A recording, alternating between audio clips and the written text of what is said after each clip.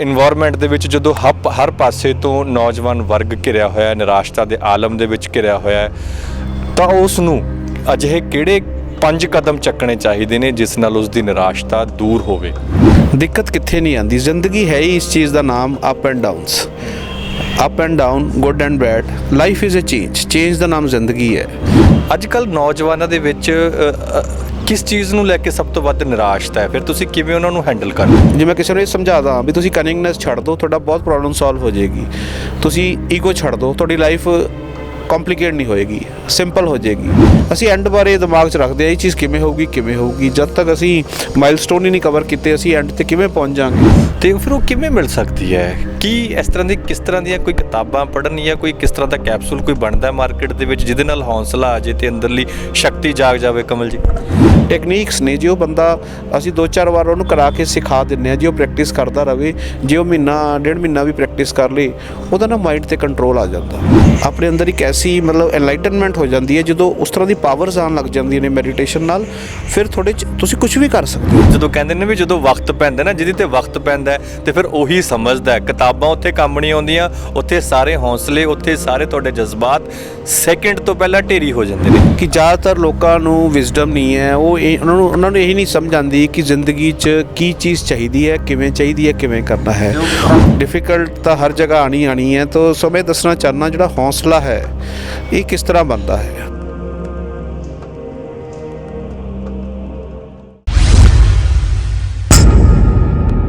ਸਤਿ ਸ਼੍ਰੀ ਅਕਾਲ ਜੀ, ਹਕੀਕਤ ਟੀਵੀ ਪੰਜਾਬੀ ਦੇਖ ਰਹੇ ਸਾਡੇ ਸਾਰੇ ਦਰਸ਼ਕਾਂ ਦਾ ਸਵਾਗਤ। ਮੈਂ ਹਾਂ ਕਾਸਿਫ ਫਾਰੂਕੀ। ਅੱਜ ਅਸੀਂ ਬੜੇ ਹੀ ਨਿਵੇਕਲੇ ਵਿਸ਼ੇ ਦੇ ਨਾਲ ਤੁਹਾਡੇ ਰੂਬਰੂ ਹੋ ਰਹੇ ਹਾਂ। ਉਹ ਵਿਸ਼ਾ ਜੋ ਇਸ ਵੇਲੇ ਮਾਪਿਆਂ ਲਈ ਵੱਡੀ ਸਿਰਦਰਦੀ ਬਣਿਆ ਹੋਇਆ ਹੈ, ਸਰਕਾਰ ਲਈ ਵੱਡੀ ਸਿਰਦਰਦੀ ਬਣਿਆ ਹੋਇਆ ਹੈ, ਔਰ ਖੁਦ ਨੌਜਵਾਨ ਵਰਗ ਲਈ ਅਸੀਂ ਜੇਕਰ ਕਹਿ ਦਈਏ ਤਾਂ ਆਪਣੇ ਆਪ ਦੇ ਵਿੱਚ ਇੱਕ ਵੱਡੀ ਮੁਸੀਬਤ ਅਸੀਂ ਕਹਿ ਲਈਏ ਕਿ ਉਹ ਬਣਿਆ ਹੋਇਆ ਹੈ। ਕਿਉਂਕਿ ਘਰ ਛੱਡਣਾ, ਪਰਿਵਾਰ ਛੱਡਣਾ ਹਰੇਕ ਬੰਦੇ ਦੇ ਵੱਸ ਦੀ ਗੱਲ ਨਹੀਂ ਹੁੰਦੀ, ਪਰ ਹਰ ਕੋਈ ਜਾਣਾ ਵਿਦੇਸ਼ ਹੀ ਚਾਹੁੰਦਾ, ਹਰ ਕੋਈ ਕੰਮ ਵਿਦੇਸ਼ ਹੀ ਕਰਨਾ ਚਾਹੁੰਦਾ। ਇਸ ਚੱਕਰ ਦੇ ਵਿੱਚ ਅੱਜ ਦਾ ਨੌਜਵਾਨ ਵਰਗ ਪੂਰੀ ਤਰ੍ਹਾਂ ਉਲਝ ਚੁੱਕਿਆ ਹੈ, ਚਾਹੇ ਕੁੜੀਆਂ ਹੋਣ ਜਾਂ ਫਿਰ ਮੁੰਡੇ ਹੋਣ। ਜਿਹੜੇ ਅਸੀਂ ਕਹਿ ਸਕਦੇ ਹਾਂ ਏਜੰਟ ਨੇ, ਇਮੀਗ੍ਰੇਸ਼ਨ ਏਜੰਟ ਨੇ, ਉਹ ਤਰ੍ਹਾਂ ਦੇ ਸ਼ੋਸ਼ਣ ਨੇ ਜਿਹੜੇ ਕਰਦੇ ਨੇ, ਜਿਸ ਤੋਂ ਬਾਅਦ ਮਾਨਸਿਕ ਤੌਰ 'ਤੇ ਪਰੇਸ਼ਾਨ ਹੋਇਆ ਨੌਜਵਾਨ ਵਰਗ ਅੱਜ ਅਨੇਕਾਂ ਅਜਿਹੇ ਕੰਮ ਕਰ ਜਾਂਦਾ ਹੈ ਜਿਸ ਦਾ ਉਸ ਤੋਂ ਕਦੇ ਤਵੱਕੋ ਨਹੀਂ ਹੁੰਦੀ, ਕਦੇ ਉਮੀਦ ਨਹੀਂ ਕੀਤੀ ਜਾ ਸਕਦੀ। ਸੋ ਅਜਿਹੇ ਇਨਵਾਇਰਮੈਂਟ ਦੇ ਵਿੱਚ ਜਦੋਂ ਹਰ ਪਾਸੇ ਤੋਂ ਨੌਜਵਾਨ ਵਰਗ ਘਿਰਿਆ ਹੋਇਆ, ਨਿਰਾਸ਼ਤਾ ਦੇ ਆਲਮ ਦੇ ਵਿੱਚ ਘਿਰਿਆ ਹੋਇਆ, ਤਾਂ ਉਸ ਨੂੰ ਅਜਿਹੇ ਕਿਹੜੇ 5 ਕਦਮ ਚੱਕਣੇ ਚਾਹੀਦੇ ਨੇ ਜਿਸ ਨਾਲ ਉਸ ਦੀ ਨਿਰਾਸ਼ਤਾ ਦੂਰ ਹੋਵੇ? ਸੋ ਅੱਜ ਸਾਡੇ ਨਾਲ ਜੁੜੇ ਨੇ NP ਨੈਚੁਰਲਪੈਥੀ ਦੇ ਵਿੱਚ ਬਤੌਰ ਸਾਈਕੋਲੋਜਿਸਟ ਕੰਮ ਕਰਨ ਵਾਲੇ ਜਿਹੜੇ ਨੇ ਕਮਲਜੀਤ ਸਿੰਘ। ਉਹਨਾਂ ਨਾਲ ਗੱਲਬਾਤ ਕਰਾਂਗੇ, ਸਮਝਣ ਦੀ ਕੋਸ਼ਿਸ਼ ਕਰਾਂਗੇ। ਦਿਲਾਂ ਦੀਆਂ ਗੱਲਾਂ ਉਹ ਜਾਣਦੇ ਨੇ, ਦਿਲਾਂ ਨੂੰ ਸਮਝਣ ਦੀ ਸਮਰੱਥਾ ਰੱਖਦੇ ਨੇ। ਕਮਲ ਜੀ, ਬਹੁਤ ਸਵਾਗਤ ਹੈ ਜੀ ਤੁਹਾਡਾ ਹਕੀਕਤ ਟੀਵੀ ਪੰਜਾਬੀ ਦਾ। ਸਤਿ ਸ਼੍ਰੀ ਅਕਾਲ ਜੀ। ਕਮਲ ਜੀ, ਮੇਰਾ ਸਭ ਤੋਂ ਪਹਿਲਾ ਸਵਾਲ ਇਹੀ ਹੈ ਕਿ ਅੱਜ ਦੇ ਨਿਰਾਸ਼ਾ ਦੇ ਦੌਰ ਦੇ ਵਿੱਚ ਜਿਹੜੇ ਨੌਜਵਾਨ ਨੇ, ਅਜਿਹੀਆਂ ਕਿਹੜੀਆਂ 5 ਚੀਜ਼ਾਂ ਉਹ ਆਪਣੀ ਜ਼ਿੰਦਗੀ ਦੇ ਵਿੱਚ ਲੈ ਕੇ ਆਉਣ ਤਾਂ ਕਿ ਹਰ ਸਿਚੁਏਸ਼ਨ ਦੇ ਵਿੱਚ ਉਹ ਤਸੱਲੀ 'ਚ ਰਹਿਣ, ਖੁਸ਼ ਰਹਿਣ? ਹਾਂਜੀ ਫਾਰੂਕੀ ਜੀ, ਜਿਹੜੀਆਂ ਤੁਸੀਂ 5 ਚੀਜ਼ਾਂ ਬਾਰੇ ਮੈਨੂੰ ਸਵਾਲ ਕੀਤਾ ਹੈ, ਇਸ ਤੋਂ ਪਹਿਲਾਂ ਕਿ ਇਹ ਚੀਜ਼ਾਂ ਮੈਂ ਤੁਹਾਡੇ ਨਾਲ ਵਿਚਾਰ ਕਰਾਂ, ਮੈਂ ਇੱਕ ਵਿਚਾਰ ਲੈਣਾ ਕਹਿਣਾ ਚਾਹੁੰਦਾ ਯੂਥ ਲਈ, ਜਿਹੜੇ ਕਿ ਹੌਸਲਾ ਛੱਡ ਦਿੰਦੇ ਨੇ ਅਤੇ ਉਹਨਾਂ ਨੂੰ ਕੋਈ ਚਾਰਾ ਨਹੀਂ ਬਚਦਾ ਸਿਵਾਏ ਬਾਹਰ ਜਾਣ ਤੋਂ, ਕਿ ਅਸੀਂ ਬਹੁਤ ਕੁਝ ਇੱਥੇ ਰਹਿ ਕੇ ਵੀ ਕੀਤਾ ਜਾ ਸਕਦਾ, ਬਹੁਤ ਕੁਝ ਇੱਥੇ ਮੁਮਕਿਨ ਹੈ। ਸੋ ਪਹਿਲਾਂ ਮੈਂ ਇਹੀ ਕਹਾਂਗਾ ਕਿ ਗੁਰੂ ਨਾਨਕ ਦੀ ਟੇਕ ਲਵਾਂਗੇ, ਕਰ ਸਿੱਧੇ ਵੀ ਲੇਖ ਲਵਾਂਗੇ। ਗੁਰੂ ਨਾਨਕ ਦੀ ਟੇਕ ਲਵਾਂਗੇ, ਕਰ ਸਿੱਧੇ ਵੀ ਲੇਖ ਲਵਾਂਗੇ। ਔਕੜ ਕਹਿੰਦੀ ਮਾਰ ਕੇ ਛੱਡੂ, ਹੌਸਲਾ ਕਹਿੰਦਾ ਵੇਖ ਲਵਾਂਗੇ। ਵਾਹ, ਬਹੁਤ ਵਧੀਆ, ਬਹੁਤ ਖੂਬ ਜੀ, ਬਹੁਤ ਖੂਬ ਕਮਲ ਜੀ। ਸੋ ਜਿਹੜੀ ਗੱਲ ਹੈ ਨਾ, ਹੌਸਲੇ ਦੀ ਗੱਲ ਹੈ ਸਾਰੀ। ਦਿੱਕਤ ਕਿੱਥੇ ਨਹੀਂ ਆਉਂਦੀ, ਜ਼ਿੰਦਗੀ ਹੈ ਹੀ ਇਸ ਚੀਜ਼ ਦਾ ਨਾਮ up and downs, up and down, good and bad, life is a change ਦਾ ਨਾਮ ਜ਼ਿੰਦਗੀ ਹੈ। ਚਾਹੇ ਅਸੀਂ ਉਰੇ ਰਹੀਏ, ਚਾਹੇ ਬਾਹਰਲੇ ਮੁਲਕ 'ਚ ਰਹੀਏ, ਬਦਲਾਵ ਜ਼ਿੰਦਗੀ ਦਾ ਇੱਕ ਸੱਚ ਹੈ। ਹਰ ਥੋੜ੍ਹੇ ਸਮੇਂ ਦੇ ਬਾਅਦ ਉਤਾਰ ਚੜਾਵ ਆਉਂਦੇ ਨੇ, ਅਤੇ ਜਿਹੜਾ ਬੰਦਾ ਇਸ ਨੂੰ ਸਟੇਬਲ ਹੋ ਕੇ ਜੀਣਾ ਨਹੀਂ ਸਿੱਖਦਾ, ਉਹਨੂੰ ਮੁਸ਼ਕਿਲ ਆਣੀ ਹੈ, ਚਾਹੇ ਉਹ ਬਾਹਰ ਹੈ ਚਾਹੇ ਅੰਦਰ ਹੈ। ਇਹ ਨਹੀਂ ਕਿ ਬਾਹਰ ਜਾ ਕੇ ਕਿ ਕੋਈ ਬਿਲਕੁਲ ਮੱਖਣ ਦੀ ਤਰ੍ਹਾਂ ਜ਼ਿੰਦਗੀ ਪਲੇਨ ਚੱਲਦੀ ਹੈ ਜਾਂ ਬਿਲਕੁਲ life is a bed of roses ਹੈ। ਡਿਫਿਕਲਟ ਤਾਂ ਹਰ ਜਗ੍ਹਾ ਆਣੀ ਹੈ। ਤਾਂ ਸੋ ਮੈਂ ਦੱਸਣਾ ਚਾਹੁੰਦਾ ਜਿਹੜਾ ਹੌਸਲਾ ਹੈ ਇਹ ਕਿਸ ਤਰ੍ਹਾਂ ਬਣਦਾ ਹੈ। ਉਹਦੇ ਪਿੱਛੇ ਇੱਕ ਬਹੁਤ ਵੱਡਾ ਕਾਰਨ ਹੈ ਜੋ ਅੱਜ ਕੱਲ੍ਹ ਆਪਣੇ ਸਮਾਜ ਦੇ ਵਿੱਚ ਚੱਲ ਰਿਹਾ ਹੈ। ਇੱਕ ਬਹੁਤ ਵੱਡੀ ਘਾਟ ਹੈ ਆਪਣੇ ਐਜੂਕੇਸ਼ਨ ਸਿਸਟਮ ਦੇ ਵਿੱਚ। ਜੋ ਚੀਜ਼ ਸਕੂਲਾਂ ਦੇ ਵਿੱਚ ਸਿਖਾਈ ਜਾਣੀ ਚਾਹੀਦੀ ਸੀ, ਜੋ ਚੀਜ਼ ਸਾਡੇ ਟੀਚਰਾਂ ਦੁਆਰਾ ਸਿਖਾਈ ਜਾਣੀ ਚਾਹੀਦੀ ਸੀ, ਜੋ ਸਾਡੇ ਮਤਲਬ ਸੀਨੀਅਰਸ ਦੁਆਰਾ ਸਿਖਾਈ ਜਾਣੀ ਚਾਹੀਦੀ ਸੀ, ਉਹ ਪ੍ਰੋਪਰਲੀ ਸਿਖਾਈ ਨਹੀਂ ਜਾ ਰਹੀ। ਉਹ ਹੈ ਵੀ ਆਪਣੇ ਜਿਹੜਾ ਸਾਡਾ ਮਾਈਂਡ ਹੈ ਇਹਨੂੰ ਸ਼ਾਂਤ ਕਿਸ ਤਰ੍ਹਾਂ ਰੱਖਣਾ, ਕਾਮਨੈਸ ਕਿਸ ਤਰ੍ਹਾਂ ਰੱਖਣੀ ਹੈ। ਹਰ ਸਿਚੁਏਸ਼ਨ ਦੇ ਵਿੱਚ ਜਿਹੜਾ ਆਪਣੇ ਆਪ ਨੂੰ ਸ਼ਾਂਤ ਰੱਖ ਸਕਦਾ ਹੈ, ਦਿਮਾਗ ਨੂੰ ਕਾਮ ਰੱਖ ਸਕਦਾ ਹੈ, ਉਹ ਬੰਦਾ ਕਦੇ ਵੀ ਮਤਲਬ ਫੇਲ ਨਹੀਂ ਹੋਏਗਾ। ਇਹ ਇੱਕ ਸਕਿੱਲ ਹੈ, ਇਹ ਸਿੱਖਣੀ ਚਾਹੀਦੀ ਹੈ, ਸਿਖਾਉਣੀ ਚਾਹੀਦੀ ਹੈ ਸਕੂਲਾਂ 'ਚ। ਸਕੂਲਾਂ ਦੀ ਡਿਊਟੀ ਬਣਦੀ ਹੈ, ਪਰ ਉੱਥੇ ਹੋਰ ਹੀ ਕੁਝ ਕੀਤਾ ਜਾਂਦਾ ਹੈ, ਹੋਰ ਹੀ ਕੋਈ ਕੋਕੁਰਿਕੂਲਰ ਐਕਟੀਵਿਟੀਜ਼ ਕਰਾਈਆਂ ਜਾਂਦੀਆਂ ਹਨ, ਬਹੁਤ ਕੁਝ ਚੱਲ ਰਿਹਾ ਹੈ, ਕਾਪੀ ਕੀਤੀ ਜਾਂਦੀ ਹੈ ਬਾਹਰ ਦੇ ਕੰਸੈਪਟ ਨੂੰ। ਹਾਲਾਂਕਿ ਲੋਕ ਕਰ ਰਹੇ ਨੇ ਕੋਸ਼ਿਸ਼, ਬਟ ਮੇਰੇ ਹਿਸਾਬ ਨਾਲ ਇੱਕ ਬਹੁਤ ਵੱਡੀ ਕਮੀ ਹੈ।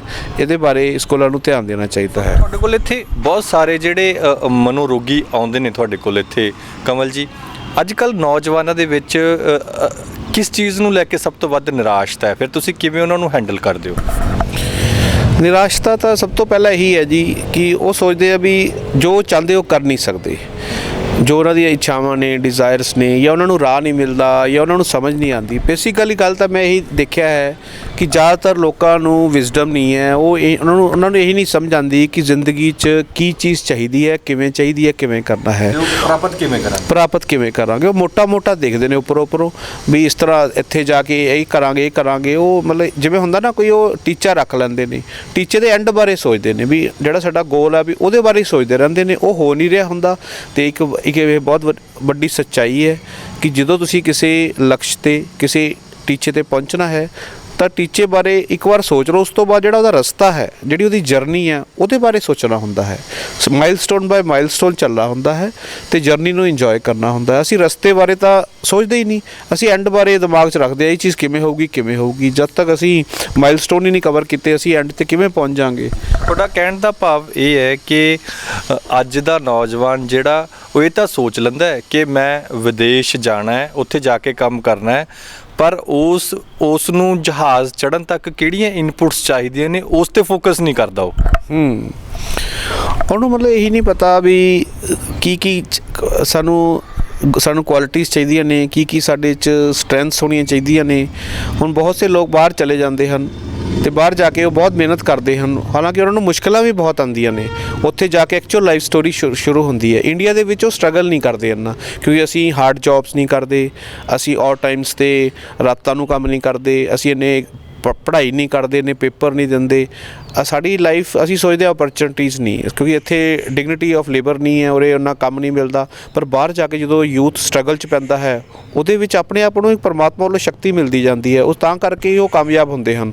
ਸਟਰਗਲ ਉਹਨਾਂ ਨੂੰ ਇੰਨਾ ਮਿਲਦਾ ਹੈ, ਪਰ ਉਹਨਾਂ ਕੋਲ ਕੋਈ ਚਾਰਾ ਨਹੀਂ ਹੁੰਦਾ, ਕਿਉਂਕਿ ਉਹਨਾਂ ਨੇ ਸਾਰੀ ਜ਼ਿੰਦਗੀ ਦਾਅ 'ਤੇ ਲਗਾਤੀ ਹੁੰਦੀ ਹੈ, ਲੋਨ ਲਏ ਹੁੰਦੇ ਹਨ, ਪ੍ਰਾਪਰਟੀਆਂ ਵੇਚੀਆਂ ਹੁੰਦੀਆਂ ਹਨ, ਇੰਨਾ ਲੱਖਾਂ ਰੁਪਏ ਲਾ ਕੇ ਮਾਂ-ਬਾਪ ਦੇ ਗਏ ਹੁੰਦੇ ਆ। ਫਿਰ ਉਹਨਾਂ ਨੂੰ ਹੁੰਦਾ ਹੈ ਵੀ ਹੋਰ ਕੋਈ ਆਲਟਰਨੇਟਿਵ ਨਹੀਂ, ਵੀ ਹੁਣ ਕਾਮਯਾਬ ਹੀ ਹੋਣਾ ਹੈ। ਤਾਂ ਇਸ ਲਈ ਉਹ ਬਸ ਸਟਰਗਲ 'ਚੋਂ ਲੰਘਦੇ ਨੇ। ਅਤੇ ਜਿਹੜਾ ਬੰਦਾ ਸਟਰਗਲ 'ਚੋਂ ਲੰਘ ਜਾਏਗਾ ਉਹ ਕਿਵੇਂ ਫੇਲ ਹੋ ਸਕਦਾ ਹੈ? ਸਟਰਗਲ ਦੇ ਵਿੱਚ ਹੀ ਜਦੋਂ ਤੁਹਾਨੂੰ ਕੋਈ ਸਹਾਰਾ ਨਹੀਂ ਮਿਲਦਾ, ਤੁਸੀਂ ਇਕੱਲੇ ਹੁੰਦੇ ਹੋ ਬਾਹਰਲੇ ਮੁਲਕ ਦੇ ਵਿੱਚ, ਤੁਹਾਡੇ ਕੋਈ ਮਾਂ-ਬਾਪ ਨਹੀਂ ਹੈਗੇ, ਤੁਹਾਡਾ ਕੋਈ ਸਪੋਰਟਰ ਨਹੀਂ, ਤੁਹਾਨੂੰ ਕੋਈ ਪੈਸਾ ਦੇਣ ਵਾਲਾ ਨਹੀਂ, ਤਾਂ ਜਦੋਂ ਕੋਈ ਸਹਾਰਾ ਨਹੀਂ ਰਹਿ ਜਾਂਦਾ, ਉਦੋਂ ਇੱਕ ਸਹਾਰਾ ਮਿਲਦਾ ਹੈ, ਅੰਦਰੋਂ ਮਿਲਦਾ ਹੈ ਪਰਮਾਤਮਾ ਦਾ। ਉਹ ਸਾਡੇ ਅੰਦਰ ਵੀ ਹੈ। ਅਤੇ ਉਹੀ ਚੀਜ਼ ਮੈਂ ਦੱਸਣੀ ਚਾਹੁੰਦਾ। ਜਿਹੜੀ ਤੀਸਰੀ ਗੱਲ ਮੈਂ ਤੁਹਾਨੂੰ ਦੱਸਣੀ ਹੈ ਕਿ ਯੂਥ ਦੇ ਵਿੱਚ ਕਿਸ ਚੀਜ਼ ਦੀ ਕਮੀ ਹੈ ਜਿਸ ਵਜ੍ਹਾ ਨਾਲ ਉਹ ਇੱਥੇ ਨਹੀਂ ਕੰਮ ਕਰ ਪਾਉਂਦੇ ਜਾਂ ਬਾਹਰ ਜਾਣ ਦੀ ਸੋਚਦੇ ਹਨ। ਸਾਡੇ ਵਿੱਚ ਬਹੁਤ ਤਾਕਤ ਹੈ, ਸਾਡੇ ਦਿਮਾਗ ਦੇ ਵਿੱਚ ਤਾਕਤ ਹੈ, ਸਾਡੇ ਅੰਦਰ ਇੱਕ ਰੂਹ ਹੈ, ਆਤਮਾ ਹੈ, ਇੱਕ ਡਿਵਾਈਨ ਹੈ ਸਾਡੇ ਅੰਦਰ। ਉਹਦੇ ਬਾਰੇ ਸਾਨੂੰ ਇਸ ਬਾਰੇ ਨੌਲੇਜ ਹੀ ਨਹੀਂ ਹੈ, ਕਿਉਂਕਿ ਜਿਹੜੇ ਇਸ ਤਰ੍ਹਾਂ ਦੀ ਗਾਈਡੈਂਸ ਦੇਣ ਵਾਲੇ ਜਿਹੜੇ ਸਪਿਰਿਚੁਅਲ ਟੀਚਰਸ ਨੇ ਉਹ ਬਹੁਤ ਘੱਟ ਨੇ। ਲੋਕਾਂ ਨੂੰ, ਯੂਥ ਨੂੰ ਗਾਈਡ ਨਹੀਂ ਕੀਤਾ ਜਾ ਰਿਹਾ। ਜੇ ਗਾਈਡ ਕੀਤਾ ਜਾ ਰਿਹਾ ਤਾਂ ਜਿਹੜੀ ਗਾਈਡੈਂਸ ਸਿਰਫ ਥਿਓਰੀ ਬੇਸ 'ਤੇ ਹੈ, ਸਿਰਫ ਗੱਲਾਂ ਕੀਤੀਆਂ ਜਾਂਦੀਆਂ ਹਨ ਵੀ ਗੁਣ ਹੁੰਦੇ ਨੇ, ਡਿਵਾਈਨ ਕੁਆਲਿਟੀਜ਼ ਹੁੰਦੀਆਂ, ਸਬਰ ਕਰੋ, ਸੱਚ ਬੋਲੋ, ਜਾਂ ਤੁਸੀਂ ਮਤਲਬ ਇਮਾਨਦਾਰ ਲਵੋ, ਮਿਹਨਤ ਕਰੋ। ਸਿਰਫ ਥਿਓਰੈਟੀਕਲ ਗੱਲਾਂ ਹੁੰਦੀਆਂ ਨੇ। ਪ੍ਰੈਕਟੀਕਲ ਗੱਲ ਇਹ ਹੁੰਦੀ ਹੈ ਕਿ ਕਿਸੇ ਨੂੰ ਸੈਸ਼ਨ ਲਗਾ ਕੇ ਤੁਸੀਂ ਉਹਨਾਂ ਨੂੰ ਕੁਝ ਕਰਾਇਆ ਜਾਵੇ, ਉਹਨਾਂ ਨੂੰ ਕੁਝ ਮੈਡੀਟੇਸ਼ਨ ਕਰਾਈ ਜਾਏ, ਉਹਨਾਂ ਨੂੰ ਸਮਝਾਇਆ ਜਾਏ ਵੀ ਅਸੀਂ ਵਿਚਾਰਾਂ ਤੋਂ, ਓਵਰ ਥਿੰਕਿੰਗ ਤੋਂ ਕਿਵੇਂ ਬਚ ਸਕਦੇ ਹਾਂ, ਅਸੀਂ ਪ੍ਰੈਜ਼ੈਂਟ 'ਚ ਰਹਿਣਾ ਕਿਵੇਂ ਸਿੱਖ ਸਕਦੇ ਹਾਂ। ਜੇ ਬੰਦਾ ਪਰ ਜ਼ਿਆਦਾਤਰ ਸਾਡੇ ਜਿਹੜੇ ਯੂਥ ਹੈਗਾ, ਹਰੇਕ ਨੇ ਕੁਛ ਨਾ ਕੁਛ ਟੀਚਾ ਹੈ ਜਿਹੜਾ ਕਮਲ ਜੀ ਉਹ ਬਣਾਇਆ ਹੁੰਦਾ, ਲੇਕਿਨ ਉਸ ਨੂੰ ਕੋਈ ਨਾ ਕੋਈ ਅਜਿਹਾ ਟੀਚਾ ਜ਼ਰੂਰ ਰਹਿ ਜਾਂਦਾ ਜਿਸ ਨੂੰ ਉਹ ਪਾ ਹੀ ਨਹੀਂ ਸਕਿਆ ਮੁੜ ਕੇ। ਤੇ ਫਿਰ ਉਹ ਉਸ ਤਰੀਕੇ ਨਾਲ ਉਹਨੂੰ ਕਿਵੇਂ ਆਪਾਂ ਮੈਨੇਜ, ਉਸ ਸਿਚੁਏਸ਼ਨ ਨੂੰ ਕਿਵੇਂ ਮੈਨੇਜ ਕਰ ਸਕਦੇ ਹਾਂ? ਕਿਉਂਕਿ ਤੁਸੀਂ ਸਾਈਕੋਲੋਜੀ ਪੜ੍ਹੀ ਵੀ ਹੈ, ਤੁਸੀਂ ਇੱਥੇ ਸਾਈਕੋਲੋਜੀ ਜ਼ਰੀਏ, ਮਨੋਵਿਗਿਆਨ ਜ਼ਰੀਏ ਲੋਕਾਂ ਦਾ ਇਲਾਜ ਵੀ ਕਰਦੇ ਹੋ। ਮੈਂ ਇਹ ਦੱਸਣਾ ਚਾਹੁੰਦਾ ਕਿ ਪਹਿਲੀ ਗੱਲ ਤਾਂ ਇਹ ਹੈ ਵੀ ਯੂਥ ਕੋਸ਼ਿਸ਼ ਬਹੁਤ ਕਰਦਾ, ਬਹੁਤ ਸੋਚਦਾ ਇਹ ਕਰਾਂ ਉਹ ਕਰਾਂ, ਪੂਰਾ ਜ਼ੋਰ ਲਾ ਦਿੰਦੇ ਨੇ, ਪਰ ਹਤਾਸ਼ ਹੋ ਜਾਂਦੇ ਨੇ ਅਤੇ ਇਹ ਉਹਨਾਂ ਨੂੰ ਗਾਈਡਨੈਸ ਨਹੀਂ ਮਿਲਦੀ ਅਤੇ ਨਾ ਹੀ ਕੋਈ ਗਾਈਡ ਕਰ ਸਕਦਾ। ਉਹਦਾ ਰੀਜ਼ਨ ਇਹ ਆ ਵੀ ਗਾਈਡ ਕਰਨ ਵਾਲੇ ਬੰਦੇ ਹੀ ਬੜੇ ਘੱਟ ਨੇ, ਕਿਉਂਕਿ ਜਿਹੜਾ ਇੱਕ ਸਪਿਰਿਚੁਅਲ ਬੰਦਾ ਹੈ ਜਿਹਨੇ ਆਪਣੀ ਪਰਮਾਤਮਾ ਨਾਲ ਕਨੈਕਟ ਹੋ ਗਿਆ ਜਾਂ ਸੋਲ ਲੈਵਲ 'ਤੇ ਆ ਗਿਆ, ਜਿਹਨੇ ਆਪਣੇ ਵਿਚਾਰਾਂ ਤੋਂ ਮੁਕਤ ਹੋ ਗਿਆ, ਉਹਨੂੰ ਫੁਰਨੇ ਆਣੇ ਬੰਦ ਹੋ ਗਏ, ਉਹ ਬੰਦੇ 'ਚ ਇੰਨੀ ਪਾਵਰ ਆ ਜਾਂਦੀ ਹੈ, ਆਪਣੇ ਅੰਦਰ ਇੱਕ ਐਸੀ ਮਤਲਬ ਐਨਲਾਈਟਨਮੈਂਟ ਹੋ ਜਾਂਦੀ ਹੈ। ਜਦੋਂ ਉਸ ਤਰ੍ਹਾਂ ਦੀ ਪਾਵਰਸ ਆਉਣ ਲੱਗ ਜਾਂਦੀਆਂ ਨੇ ਮੈਡੀਟੇਸ਼ਨ ਨਾਲ, ਫਿਰ ਤੁਹਾਡੇ 'ਚ ਤੁਸੀਂ ਕੁਝ ਵੀ ਕਰ ਸਕਦੇ ਹੋ। ਤੁਸੀਂ ਕਿਤੇ ਵੀ ਖੜ ਕੇ ਕੋਈ ਵੀ ਚੀਜ਼ ਕ੍ਰੀਏਟ ਕਰ ਸਕਦੇ ਹੋ, ਤੁਸੀਂ ਕੋਈ ਬਿਜ਼ਨਸ ਕਰ ਸਕਦੇ ਹੋ, ਤੁਸੀਂ ਕੋਈ ਸਰਵਿਸ ਸੈਕਟਰ ਦਾ ਬਹੁਤ ਸਕੋਪ ਹੈ ਇੰਡੀਆ ਦੇ ਵਿੱਚ, ਤੁਸੀਂ ਆਪਣਾ ਕੋਈ ਕੰਮ ਸ਼ੁਰੂ ਕਰ ਲਓ, ਕੋਈ ਐਸਟ੍ਰੋਲੋਜਰ ਬਣ ਜਾਓ, ਕੋਈ ਤੁਸੀਂ ਕਾਉਂਸਲਰ ਬਣ ਜਾਓ, ਕੋਈ ਡਾਈਟੀਸ਼ੀਅਨ ਬਣ ਜਾਓ, ਛੋਟਾ ਮੋਟਾ ਪ੍ਰੋਜੈਕਟ ਚਲਾ ਲਓ। ਇੰਨੀ ਪਾਵਰ ਅੰਦਰ ਆਪਣੇ ਹੈਗੀ ਹੈ, ਪਰ ਉਹ ਪਾਵਰ ਬਾਰੇ ਲੋਕਾਂ ਨੂੰ ਅਜੇ ਪਤਾ ਨਹੀਂ। ਸਾਡੇ ਅੰਦਰ ਦਾ ਜਿਹੜਾ ਖਜ਼ਾਨਾ ਹੈ, ਜਿਹੜੇ ਅੰਦਰ ਸਾਡੀ ਸ਼ਕਤੀ ਹੈ ਪਰਮਾਤਮਾ ਦੀ, ਉਹਦੇ ਬਾਰੇ ਲੋਕਾਂ ਨੂੰ ਗਿਆਨ ਨਹੀਂ ਹੈ। ਸੋ ਉਹ ਜਿਹੜੀ ਇੰਟਰਨਲ ਪਾਵਰ ਦੀ ਤੁਸੀਂ ਗੱਲ ਕਰਦੇ ਹੋ, ਤੇ ਫਿਰ ਉਹ ਕਿਵੇਂ ਮਿਲ ਸਕਦੀ ਹੈ? ਕੀ ਇਸ ਤਰ੍ਹਾਂ ਦੀ, ਕਿਸ ਤਰ੍ਹਾਂ ਦੀਆਂ ਕੋਈ ਕਿਤਾਬਾਂ ਪੜ੍ਹਨ ਜਾਂ ਕੋਈ ਕਿਸ ਤਰ੍ਹਾਂ ਦਾ ਕੈਪਸੂਲ ਕੋਈ ਬਣਦਾ ਮਾਰਕੀਟ ਦੇ ਵਿੱਚ ਜਿਹਦੇ ਨਾਲ ਹੌਂਸਲਾ ਆ ਜੇ ਤੇ ਅੰਦਰਲੀ ਸ਼ਕਤੀ ਜਾਗ ਜਾਵੇ? ਕਮਲ ਜੀ ਦੇਖੋ ਜੀ, ਇੱਕ ਤਾਂ ਇਹ ਹੈ ਵੀ ਜਿਸ ਤਰ੍ਹਾਂ ਅਸੀਂ ਇੱਥੇ ਸੈਂਟਰ ਦੇ ਵਿੱਚ ਸਾਡੇ ਕੋਲ ਇੱਕ ਮੈਡੀਟੇਸ਼ਨ ਰੂਮ ਹੈ। ਜਿਹੜੇ ਲੋਕ ਸਟ੍ਰੈਸ ਦੇ, ਡਿਪਰੈਸ਼ਨ ਦੇ ਜਾਂ ਹੌਸਲਾ ਜਿਨ੍ਹਾਂ ਦਾ ਗਿਰਿਆ ਹੋਇਆ ਆਉਂਦੇ ਹਨ, ਉਹਨਾਂ ਨੂੰ ਮੈਂ ਐਕਸਪਲੇਨ ਕਰਦਾ ਹਾਂ ਇਹ ਚੀਜ਼ ਪੋਸੀਬਲ ਹੈ। ਤੁਸੀਂ ਸਟ੍ਰੈਸ 'ਤੇ, ਨੈਗੇਟਿਵਿਟੀ 'ਤੇ ਜਿੱਤ ਪਾ ਸਕਦੇ ਹੋ। ਇੱਕ ਪੋਜ਼ੀਟਿਵ ਥਿੰਕਿੰਗ, ਅਸੀਂ ਬਹੁਤ ਸੋਚਦੇ ਹਾਂ ਪੋਜ਼ੀਟਿਵ ਐਟੀਟਿਊਡ, ਇਹ ਸਿਰਫ ਥਿਓਰੈਟੀਕਲ ਗੱਲਾਂ ਨੇ, ਮੈਨੇਜਮੈਂਟ ਦੀਆਂ ਕਿਤਾਬਾਂ ਤੱਕ ਹੀ ਰਹਿ ਜਾਂਦੀਆਂ ਨੇ। ਉਹ ਜਦੋਂ ਕਹਿੰਦੇ ਨੇ ਵੀ ਜਦੋਂ ਵਕਤ ਪੈਂਦਾ ਨਾ, ਜਿਹਦੇ 'ਤੇ ਵਕਤ ਪੈਂਦਾ ਤੇ ਫਿਰ ਉਹੀ ਸਮਝਦਾ। ਕਿਤਾਬਾਂ ਉੱਥੇ ਕੰਮ ਨਹੀਂ ਆਉਂਦੀਆਂ, ਉੱਥੇ ਸਾਰੇ ਹੌਂਸਲੇ, ਉੱਥੇ ਸਾਰੇ ਤੁਹਾਡੇ ਜਜ਼ਬਾਤ ਸੈਕਿੰਡ ਤੋਂ ਪਹਿਲਾਂ ਢੇਰੀ ਹੋ ਜਾਂਦੇ ਨੇ। ਤੇ ਫਿਰ ਜਦੋਂ ਪ੍ਰੈਕਟੀਕਲ ਲਾਈਫ ਦੇ ਵਿੱਚ ਉਹਨਾਂ ਚੀਜ਼ਾਂ ਨੂੰ ਫੇਸ ਕਰਦਾ ਹੈ ਜਿਹੜੀਆਂ ਉਹਨੇ ਥਿਓਰੈਟਿਕਲੀ ਪੜ੍ਹੀ ਹੁੰਦੀਆਂ ਨੇ, ਪਰ ਉਹ ਤਾਂ ਬਿਲਕੁਲ ਡਿਫਰੈਂਟ ਹੋ ਜਾਂਦੀਆਂ ਨੇ। ਉਹ ਨਾ ਚਾਹੁੰਦੇ ਹੋਏ ਵੀ ਮੋਟੀਵੇਸ਼ਨਲ ਸਪੀਕਰਾਂ ਨੂੰ YouTube 'ਤੇ ਇੰਨਾ ਜ਼ਿਆਦਾ ਸੁਣਦਾ, ਫਿਰ ਵੀ ਕੋਈ ਅਸਰ ਨਹੀਂ ਹੁੰਦਾ। ਕਿਤਾਬਾਂ ਵੀ ਬਹੁਤ ਪੜ੍ਹਦਾ, ਕਾਉਂਸਲਿੰਗਾਂ ਵੀ ਬਹੁਤ ਕਰਦਾ, ਤੇ ਫਿਰ ਆਖਿਰ ਨੂੰ ਕਿਤੇ ਨਾ ਕਿਤੇ ਜਾ ਕੇ ਜੇ ਤੁਹਾਡੇ ਮੁਤਾਬਕ ਤੁਸੀਂ ਕੀ ਹੱਲ ਦੱਸਦੇ ਹੋ? ਸਰ ਮੈਂ ਇਹ ਦੱਸਦਾ, ਜਿਹੜੇ ਉਹ ਮੋਟੀਵੇਸ਼ਨ ਸਪੀਚਿਸ ਸੁਣਦੇ ਨੇ, ਉਹ ਇੱਕ ਤਰ੍ਹਾਂ ਦੀ ਥਿਓਰੀ ਰਹਿ ਜਾਂਦੀ ਹੈ। ਉਹ ਘੰਟਾ 2 ਘੰਟੇ ਜੋਸ਼ ਰਹਿੰਦਾ, ਬਾਅਦ 'ਚ ਬੰਦਾ ਉਹੀ ਦਾ ਉਹੀ ਹੈ। ਅਤੇ ਜਿਹੜੀ ਮੇਰੀ ਅਪਰੋਚ ਹੈ, ਅਸੀਂ ਕੀ ਕਰਦੇ ਹਾਂ, ਮੈਂ ਉਹਨਾਂ ਨੂੰ ਪ੍ਰੈਕਟੀਕਲੀ ਜੀ, ਉਹਨਾਂ ਨੂੰ ਮੈਡੀਟੇਸ਼ਨ ਕਰਾਈ ਜਾਂਦੀ ਹੈ, ਡਿਫਰੈਂਟ ਸਪਿਰਿਚੁਅਲ ਕਾਉਂਸਲਿੰਗ ਕੀਤੀ ਜਾਂਦੀ ਹੈ। ਕੁਛ ਤਾਂ ਜਿਹੜਾ ਗਿਆਨ ਹੈ ਉਹ ਤਲਵਾਰ ਦਾ ਕੰਮ ਕਰਦਾ। ਜਦੋਂ ਸਮਝ ਆ ਜਾਏ ਨਾ ਵੀ ਇਹ ਚੀਜ਼ ਦਾ ਕੋਈ ਫਾਇਦਾ ਨਹੀਂ। ਫੋਰ ਐਗਜ਼ਾਮਪਲ, ਹੁਣ ਬਹੁਤ ਸਾਰੇ ਲੋਕ ਚਲਾਕ ਨੇ, ਕਨਿੰਗ ਨੇ। ਜੇ ਮੈਂ ਕਿਸੇ ਨੂੰ ਇਹ ਸਮਝਾਦਾ ਵੀ ਤੁਸੀਂ ਕਨਿੰਗਨੈਸ ਛੱਡ ਦਿਓ, ਤੁਹਾਡਾ ਬਹੁਤ ਪ੍ਰੋਬਲਮ ਸੋਲਵ ਹੋ ਜਾਏਗੀ। ਤੁਸੀਂ ਈਗੋ ਛੱਡ ਦਿਓ, ਤੁਹਾਡੀ ਲਾਈਫ ਕੰਪਲੀਕੇਟ ਨਹੀਂ ਹੋਏਗੀ, ਸਿੰਪਲ ਹੋ ਜਾਏਗੀ। ਛੋਟੀ ਛੋਟੀਆਂ ਗੱਲਾਂ ਹੁੰਦੀਆਂ ਨੇ ਸਪਿਰਿਚੁਅਲ ਨੌਲੇਜ। ਤੁਸੀਂ ਈਗੋ ਛੱਡੋ, ਪ੍ਰੈਕਟੀਕਲੀ ਕਰੋ, ਅਪਲਾਈ ਕਰੋ। ਤੁਸੀਂ ਕਨਿੰਗਨੈਸ ਛੱਡੋ। ਬੰਦਾ ਚਲਾਕ ਬਹੁਤ ਹੁੰਦਾ। ਜਿਹੜਾ ਬੰਦਾ ਚਲਾਕ ਹੈ, ਉਹ ਜਿਹੀ ਜੀ ਸੋਚ ਉਹਦੇ ਦਿਮਾਗ ਚੱਲਦੀ ਹੈ, ਉਹੀ ਜੀ ਵਾਈਬ੍ਰੇਸ਼ਨ ਚੱਲਦੀ ਹੈ, ਉਹਦੇ ਕਦੇ ਕੰਮ ਨਹੀਂ ਬਣਦੇ। ਉਹਨੂੰ ਕੋਈ ਐਕਸੈਪਟ ਨਹੀਂ ਕਰਦਾ, ਉਹਨੂੰ ਕੋਈ ਓਪਰਚੁਨਿਟੀ ਨਹੀਂ ਦਿੰਦਾ। ਤੁਸੀਂ ਮਤਲਬ ਇਨਰ ਸਟਰੈਂਥ ਮੇਨ ਚੀਜ਼ ਹੈ, ਇਨਰ ਸਟਰੈਂਥ ਹੋਵੇ, ਬਾਕੀ ਪਰਮਾਤਮਾ ਦੇ ਗੁਣ ਹੋਣੇ ਚਾਹੀਦੇ ਨੇ। ਅਸੀਂ ਇਸ ਤਰ੍ਹਾਂ ਦੀਆਂ ਗੱਲਾਂ ਦੱਸਦੇ ਹਾਂ। ਉਸ ਤੋਂ ਇਲਾਵਾ ਪ੍ਰੈਕਟੀਕਲੀ ਮੈਡੀਟੇਟ ਕਰਾਇਆ ਜਾਂਦਾ। ਮੈਂ ਬਹੁਤ ਸਾਲ ਤੋਂ ਮੈਡੀਟੇਟ ਕਰ ਰਿਹਾ, ਅਤੇ ਕੁਝ ਐਸੀ ਮਤਲਬ ਟੈਕਨੀਕਸ ਨੇ ਜੇ ਉਹ ਬੰਦਾ ਅਸੀਂ 2-4 ਵਾਰ ਉਹਨੂੰ ਕਰਾ ਕੇ ਸਿਖਾ ਦਿੰਦੇ ਹਾਂ। ਜੇ ਉਹ ਪ੍ਰੈਕਟਿਸ ਕਰਦਾ ਰਹੇ, ਜੇ ਉਹ ਮਹੀਨਾ 1.5 ਮਹੀਨਾ ਵੀ ਪ੍ਰੈਕਟਿਸ ਕਰ ਲਈ, ਉਹਦਾ ਨਾ ਮਾਈਂਡ 'ਤੇ ਕੰਟਰੋਲ ਆ ਜਾਂਦਾ। ਹਾਲਾਂਕਿ ਇਹ ਜਿਹੜੇ ਲੋਕ ਸਮਝਦੇ ਨੇ, ਸਾਡੀ ਗਾਈਡੈਂਸ 'ਤੇ ਚੱਲਦੇ ਨੇ, ਉਹ ਬਹੁਤ ਦੂਰ ਤੱਕ ਜਾ ਸਕਦੇ ਨੇ। ਜਦੋਂ ਤੁਹਾਡਾ ਮਾਈਂਡ 'ਤੇ ਕੰਟਰੋਲ ਆ ਗਿਆ ਨਾ, ਤੁਸੀਂ ਫਿਰ ਦੁਨੀਆ ਜਿੱਤ ਸਕਦੇ ਹੋ। ਫਾਰੂਕੀ ਜੀ, ਬੰਦਾ ਵਰਲਡ ਕੌਂਕਰ ਕਰ ਸਕਦਾ, ਮਾਈਂਡ ਕੰਟਰੋਲ ਦੀ ਗੱਲ ਹੈ। ਫਿਰ ਹੋ ਕੀ ਰਿਹਾ ਹੈ? ਇਹੀ ਮਾਈਂਡ ਸਾਡਾ ਜਿਹੜਾ ਸਾਨੂੰ ਦੁਨੀਆ ਜਿੱਤਾ ਸਕਦਾ ਸੀ, ਇਹ ਸਾਡਾ ਦੁਸ਼ਮਣ ਬਣਿਆ ਹੋਇਆ ਹੈ। ਅਸੀਂ ਇਸਦੇ ਉਸ 'ਚ ਉਲਝੇ ਹੋਏ ਹਾਂ। ਹੁਣ ਕਈ ਬੰਦੇ ਡਿਪਰੈਸ ਨੇ, ਕੋਈ ਲੋਨਲੀ ਨੇ, ਕੋਈ ਫੀਅਰ 'ਚ ਹੈ, ਕੋਈ ਡਰ 'ਚ ਹੈ।